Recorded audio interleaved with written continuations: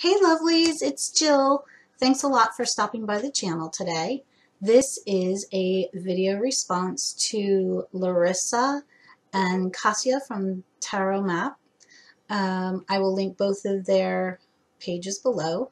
This is the crystal tag, I guess it's called, and I was really excited to see this because I don't know that I've actually seen another tag like this in our community, and I think that it's a good one to talk about. You know, if we use crystals, how we use crystals, what we use crystals for, what are our favorites, and man, this tag just talks about all of it. There are 10 questions. I have notes and lots of crystals to share. So let's get started. So the first question is, what crystals do you use for trying and hard times? I tend to use stones that bring me peace and centering and calm. And so one of the first ones that I can think of is right here. This is a piece of here, let me do this hand. A piece of bloodstone. Bloodstone is just really grounding and centering. And so I will put this by my bedside, or I'll put it in my pocket. I actually have a smaller one that I will put in my pocket.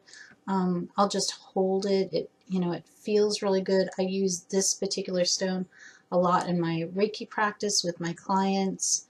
I really like this. The other stone that I use a lot for trying times are actually I carry these every day in my pocket, so it's not that I'm always having a trying time, but they help absorb negative energy. They're protecting. And so that's going to kind of answer another question here too down the line. But anyway, these are my obsidians. I have a piece of obsidian. I think, no, this is obsidian too. I either have obsidian or onyx that I will use. What's that one? Like I said, these guys travel with me in my pockets all the time. Let's see what else I use. I have two of them. I have these all organized beforehand, and of course now you know. Okay, so these are sodalite. This one stays by my bed always. This one, let's see. Get that. I love that light. Can you see it? That light line that's on the bottom. And then this one looks a little bit different. It's a little bit specklier. This one lives up on my crystal grid, which is behind me over here. And that's on my crystal grid, my peace crystal grid, because sodalite is a stone that brings peace. Also, let me see, because I looked some of these up too, because I wanted to make sure that I gave you guys all of the...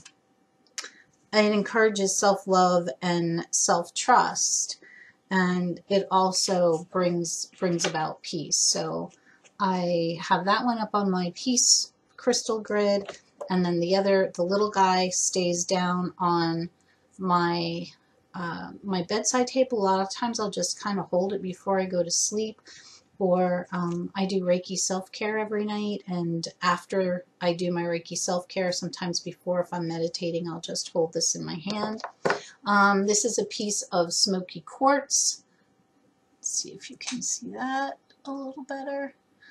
This was a necklace that was made for me by my wonderful friend Michelle. I'll link her page below as well. I wear this almost every day. So that would be this would also be for protection. But rose quartz, I find, I love the vibration of rose quartz in trying times, or if I'm feeling sad. This is a gorgeous piece of rose quartz that I got from a wonderful and trusted crystal seller in Virginia. Her name is Shelly Norris. I also have a person locally. Her name is Sharon, and I will link both of their sites as well. But this is a stunning piece of rose quartz, and that stays up on my altar. But a lot of times I'll just, I don't know, I just love the feeling of it. And if you love crystals, you know what I mean. Like, you can pick them up and you feel them. You just feel, you feel them. And so I a lot of times will hold it like this. And I had an experience with this guy yesterday that I'll talk about in just a little while here. Let me see. Anything else? Rose quartz, onyx, obsidian, bloodstone. Okay, so no. Now, that doesn't mean either that, that I think that these stones are the only stones to use for trying times, right? These are just the stones that resonate with me. And, I certainly grab different things at different times, and everybody does, which is why I love this tag, because I'm watching everybody's videos. And Cassia, if you watch this, you will know, because Cassia is very connected to clear quartz. Clear quartz is something that I've never been connected with. I mean, I like it, I really do, but I've never had a piece of clear quartz that I've been like, oh man, oh yeah, I need clear quartz in my life. After watching her video, I think I may need some more clear quartz in my life. So thank you for that. It's been such a cool tag. Anyway, all right, on with it. Let's see. Crystals used in magical practice or tarot and meditation.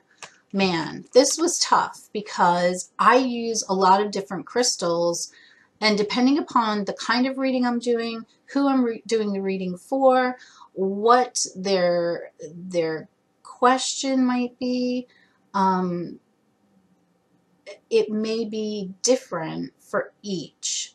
However, one of the stones that stays on my working table all the time, one that I really connect to and opens up my third eye, is labradorite. I have this big, huge piece of labradorite. I just showed this in my haul video. This again is from Shelly Norris in Virginia. It is absolutely, oh God, it's a stunning piece, and I so love this.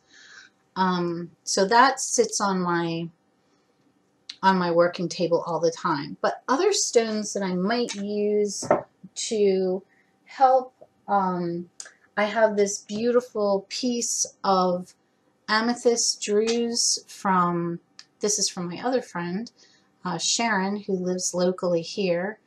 This is, I don't know if you can see all that sparkle that's in there. It's just, oh gosh, it's just amazing. I love to work with this. Now this right now has been living in my Reiki room where I treat clients, but yeah, I have used this in tarot readings as well. What do I have written down here that I've used? Oh, my Botswana agate. Oh, where are you? Where are you? Oh, okay. So I got this piece of Botswana agate. And this is from Shelly again, but look at this. Doesn't it look like a paisley down there? Right in the center, it looks like there's a paisley. And that I saw it, I immediately connected to it, and I said, that one needs to be mine, and it is. So Botswana agate, I wanted to also, Botswana agate, and it does. It has a very comforting and protective feel to it. It's meditative, and it helps people who are, it can help people who are grieving a loss. So many people who come to me for readings are coming to me through some kind of a loss, and so this is a stone that, you know, I might set out and work with there. It's also a stone that lives on the shelf above my altar, and I hold this during meditation. Moonstone.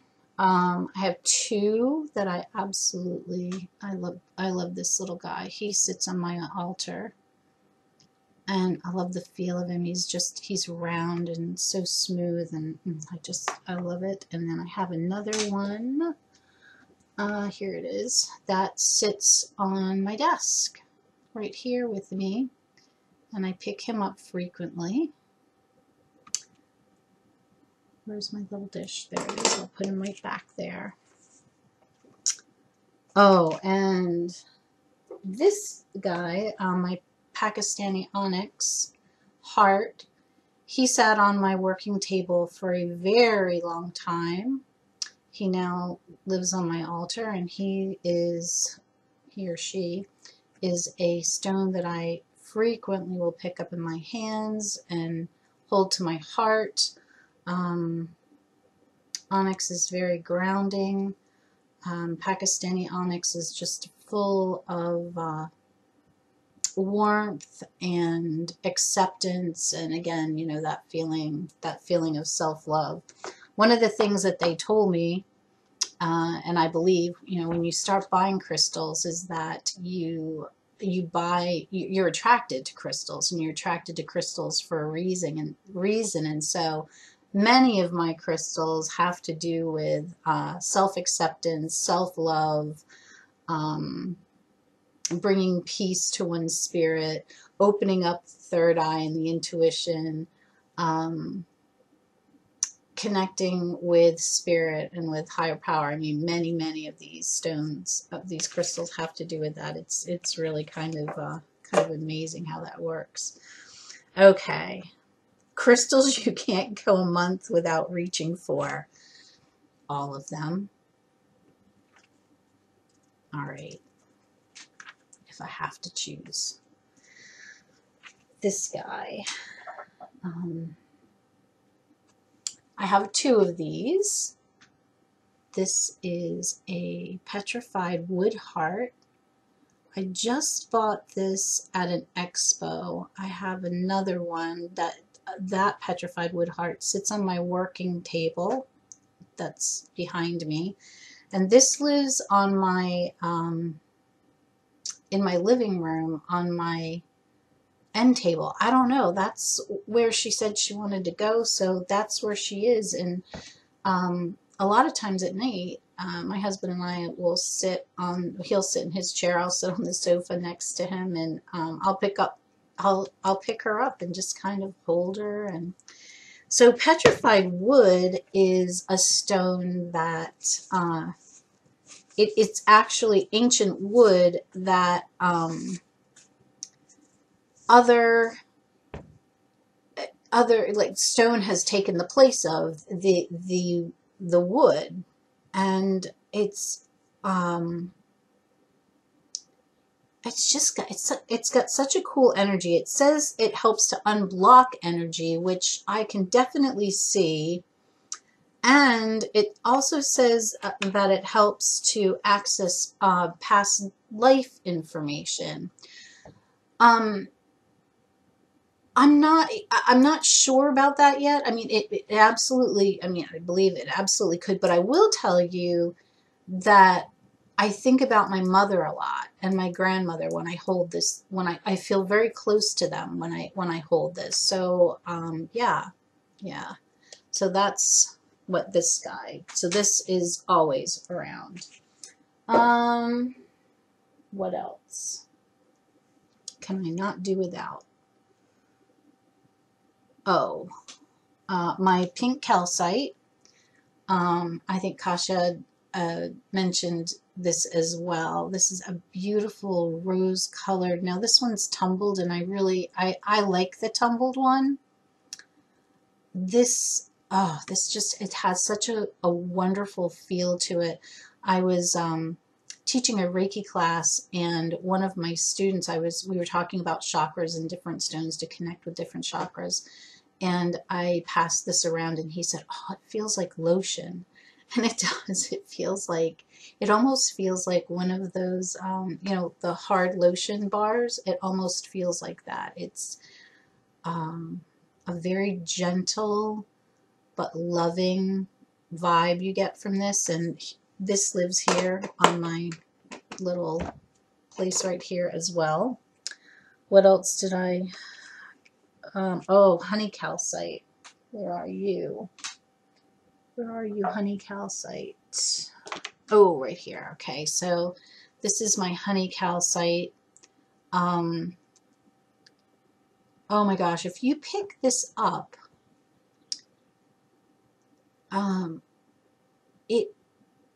it almost feels like resin, but more than that, it feels like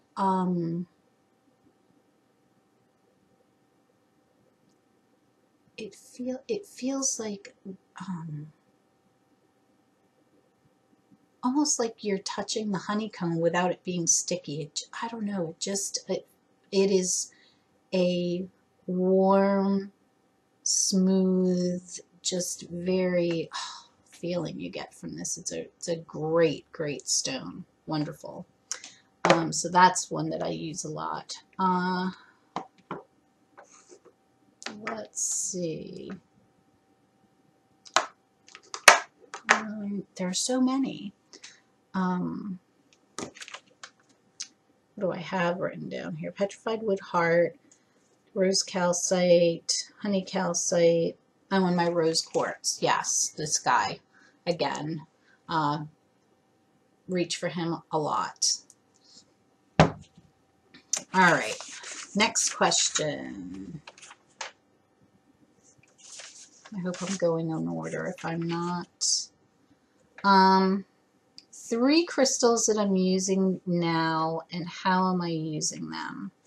Okay, I just bought this huge piece of obsidian. Oh God, this is gorgeous. I use this in my Reiki practice. This sits in my Reiki room. It sits there to absorb negative energies. Sometimes when I'm treating people, I will feel negative energy on them, and I kind of take it and throw it to the stone. That's what I use this guy for, and he's really doing a great job. That room feels so good down there. Okay, so that's one that I'm working with. Did I see this one too?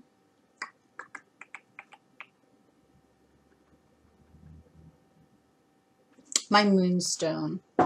That's okay.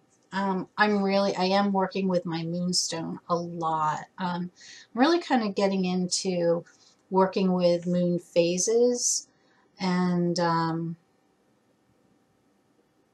doing some rituals to the new moon and to the full moon.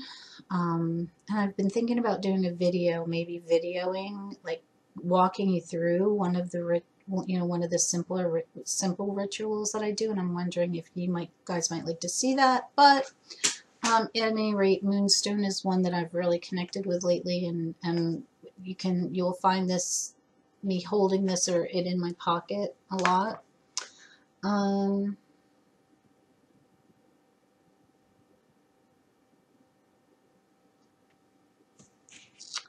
Ruby and zoisite. Ruby and zoisite. It's also known as aniolite. It is called ruby and zoisite because of the little flecks of ruby. I have 2 pieces. This one is going to be mailed to a friend very soon. A friend in the community. If you see this, you will know who you are. Surprise! Ruby and zoisite is excellent for opening up your intuition, Um, it enhances your psychic abilities. It it aids in communication with your spirit guides, and it also helps with mood swings. And honestly, I mean, guys, I would say all three to that. Um, yeah. So this little piece of ruby and zoisite, quick story. When I became a Reiki master teacher, one of our meditations was about connecting with our higher spirit guides, our celestial realm spirit guides. And I had this guy in my hand, and I was meditating, going through the meditation, and this vision of like almost as if it were carved in stone in profile, this Egyptian woman, very regal woman. And I asked, who is this? And the name came to me, Ashura. I am Ashura, and I am with you always, was what came to me. I had just got goosebumps. And when I looked Ashura up, because I had never heard that name, Ashura is the mythical wife of God. So that's pretty darn cool. And very, I don't know, just like really humbling, or gosh, like I just love knowing that she's with me always. So ruby and zoisite helped with that, I believe. All right, next is, advice for beginners. So my advice to beginners is, first of all, to buy from a reputable dealer. Buy from somebody who you either know, or somebody that you know that buys crystals knows. And in my personal opinion, both Shelley and Sharon are excellent, have excellent reputations. They really do their work. Their customer service is awesome. And I would recommend that anybody who's a beginner buy from either one of them. Shelley in particular, if you live far away from her like I do, I message her on Facebook and say, hey, this is what I'm looking for. Do you have any? 9 times out of 10 she does. We set up a time to Skype, and then she puts the crystals out on the table and holds the camera and lets me look at them. And if you think that you cannot connect to a crystal that way, I'm here to tell you, you can. It's amazing. I'll say, yep, that one. That's it. That's the one. Or I might say, not that one, not that one, not that one, but I need to kind of look at these 3 again. And she'll hold them up to the camera and, turn them around. I mean, she's so helpful. Sharon is the same. I shop with her locally, so I can only guess that she would do the same for you if you messaged her on Facebook. I think that's probably how it would work, and she is equally as lovely and has wonderful crystals as well. One more sip.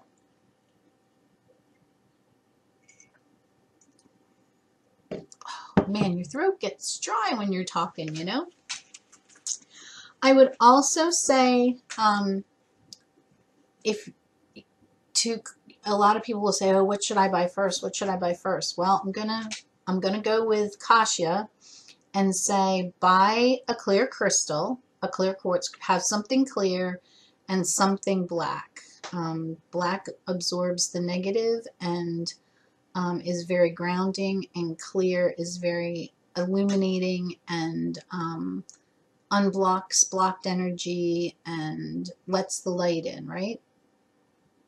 So this is my piece, my only piece right now. That's going to change soon, of clear quartz.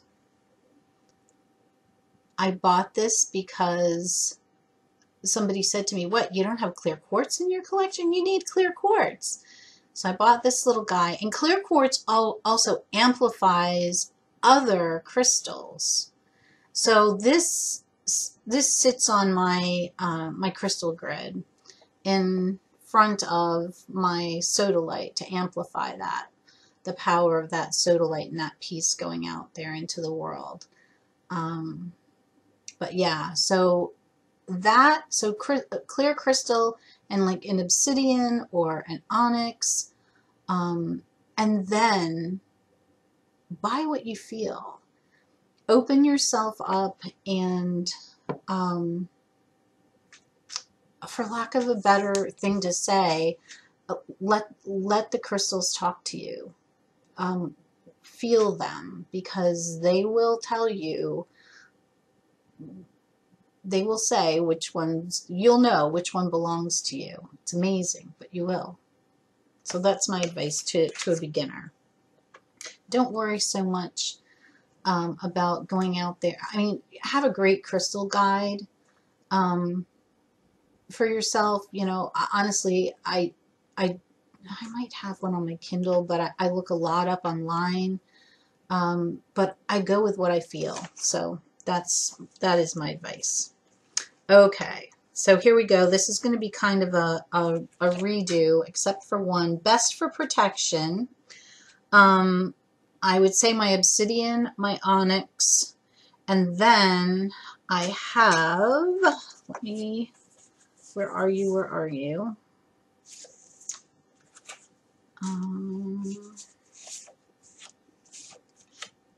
Okay, and where are you here? Okay, Muggle Stone. Shelley had put this on her site, and I love the word, right? Muggle Stone, Harry Potter fan.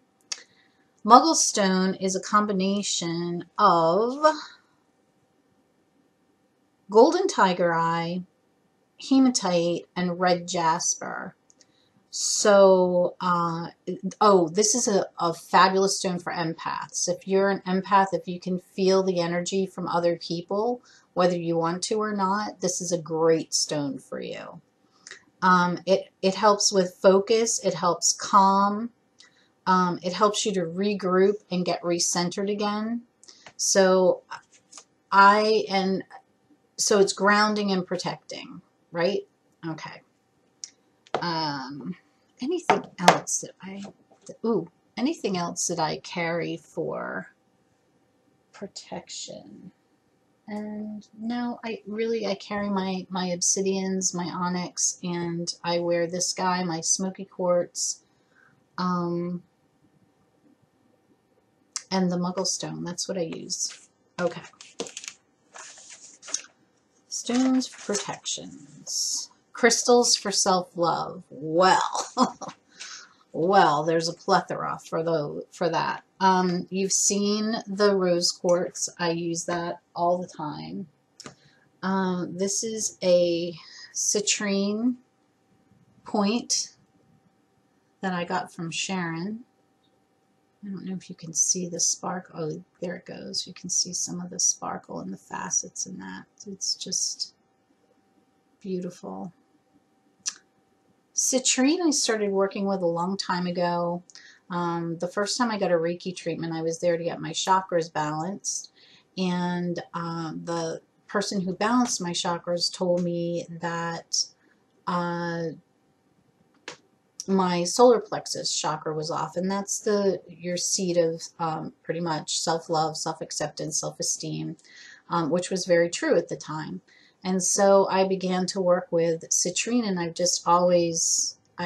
always loved it. And for me too, it's a happy stone. It's yellow. It's happy. I work with that. Oh, this guy. This is rhodonite. This is, I cannot remember what the pink stone is, but you know it's rhodonite because of the black to it, and that is that's manganese. So I work a lot with that for self-love. My Pakistani onyx heart, I pick that one up and hold that. Well, my sodalite. Pretty much all of these guys I've seen. Yep. Yeah, I guess that's it. Okay. Oh, my honey calcite. Yep. Honey calcite, rose quartz, citrine, rhodonite, and the pink calcite. Yeah, the pink calcite's a great one for self-love too. All right.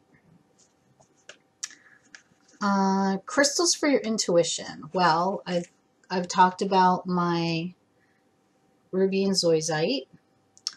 I've talked about my labradorite. I have a small, here's my small guy, my smaller labradorite. He lives on my desk too. He's a labradorite palm stone that I will pick up and hold and meditate with. But the other one that I have found that really helps with my third eye, and this is one that I use with clients as well, is lapis lazuli. I just love saying that word, lapis lazuli. So I use this one very often with clients and with myself. Okay. A powerful experience you've had with your crystals. Well, I already told you about the ruby and zoisite experience. Sodalite, I've just always had a love relationship with sodalite. I picked up this piece of sodalite, my smaller one, this guy, when I was really at a low point. I was having some severe seasonal depression, I think, and sort of struggling with a path. And I kept him by my bed. I slept with him. I would keep him in my hand and sleep with him, and a couple of others, a rose quartz that I had, and a citrine that I had, and wake up in the morning and my husband would say, the bed's full of rocks, and it was. But specifically with this stone, putting it in my hand was almost instantly just calming and helped me to release and have this sense of peace. And so, yeah, that's been a strong connection there. The other one is my rose quartz, and I'll tell you about an experience I had with this yesterday. Yesterday, my back was being a little bitch.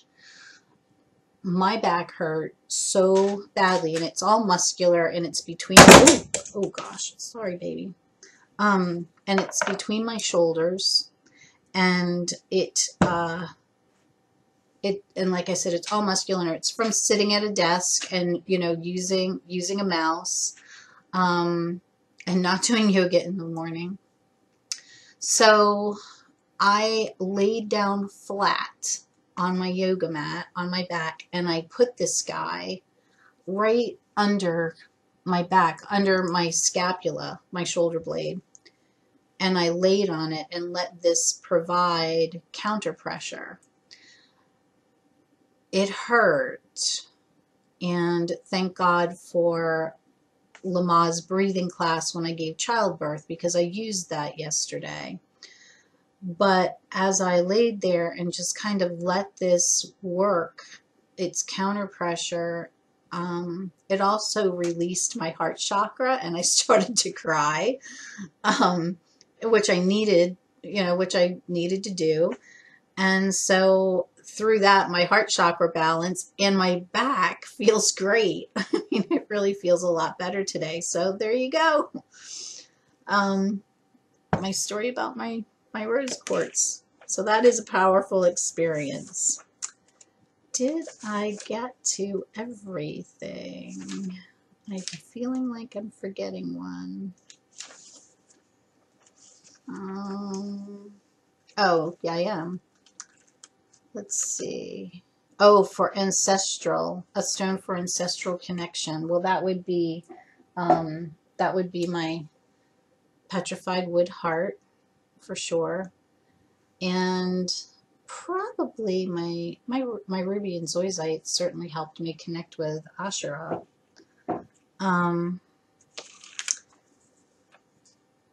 And the last one is stones that people should know more about and work with. And I said ruby and zoisite and the muggle stone. I think those are two, and here they are again. This is the ruby and zoisite and muggle stone. Where did you go? Here you are. Okay, so this is the ruby and zoisite. This is the one piece of the ruby and zoisite. And then this is the other larger piece that is a lighter green and is being sent to a friend within the community. And this is the muggle stone. It almost looks like wood because of the, it looks like it has that woody grain to it. There you go. So I think I've answered all of the questions.